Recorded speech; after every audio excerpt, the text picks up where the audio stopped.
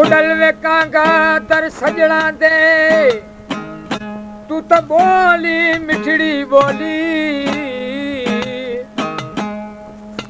चोग चुके वनी होले होले वनी मर्जी यार दा फोली मर्जी यार दा फोल खिनी चाहे सादी गाल चोली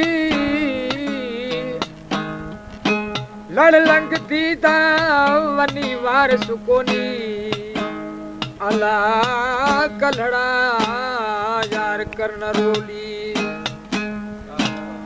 ये कलाम फरमाश फरीद जखरानी,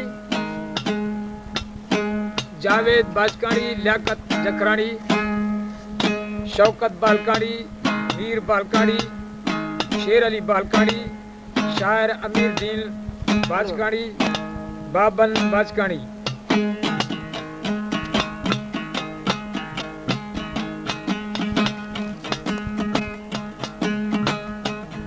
सोहड़ा वो सामला मारे छड्यो थई, सोहड़ा वो सामला मारे छड्यो थई, बाहो तेरे हवारी में मारे छड्यो थई, सोहड़ा वो सामला मारे छड्यो थई, सोहड़ा वो सामला मारे छड्यो थई, बाहो तेरे हवारी में मारे छड्यो थई, सोहड़ा वो सामला।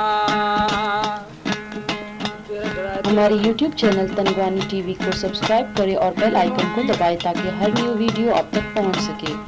अकेडल मिलायण जी इनायत कर तू खुदा कारण मूसा मोहब्बत कर तू। अकेडल मिलायण जी इनायत कर तू खुदा कारण मूसा मोहब्बत कर तू। बिहारे दगल ते खारे छड्यो थई, बिहारे दगल ते खारे छड्यो थई, बाहो तेरे हवारी में बारे छड्यो थई, सोहड़ा वो सामला मारे छड्यो थई, सोहड़ा वो सामला मारे छड्यो थी, बाहो तेरे हवारी में बारे छड्यो थी, सोहड़ा वो सामला।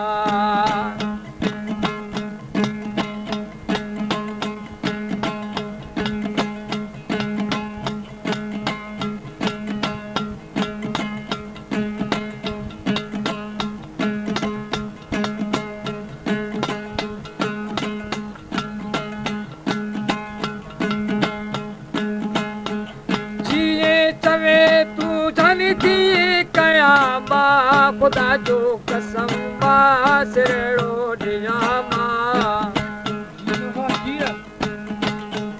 जीजे चवे जानी थी कयामा, खुदा जो कसम सिरड़ो डियामा, गण दिल में मुखे तारे छड्यो थी, गण दिल में मुखे तारे छड्यो थी, बाहो तेरे हवारी में बारे छड्यो थी, सोहड़ा वो सामला मारे छड्यो थी, सोहड़ा वो सामला मारे छड्यो थी, बाहो तेरे हवारी में बारे छड्यो थी, सोहड़ा वो सामला।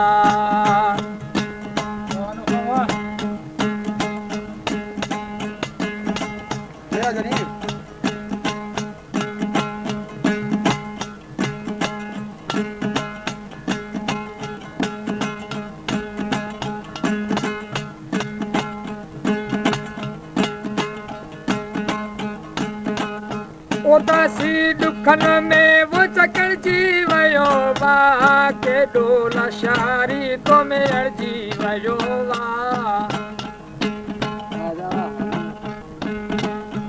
उदासी दुखन में वो चकड़ जी वयो बा, के डोला शारी तो में अर्जी वयो बा।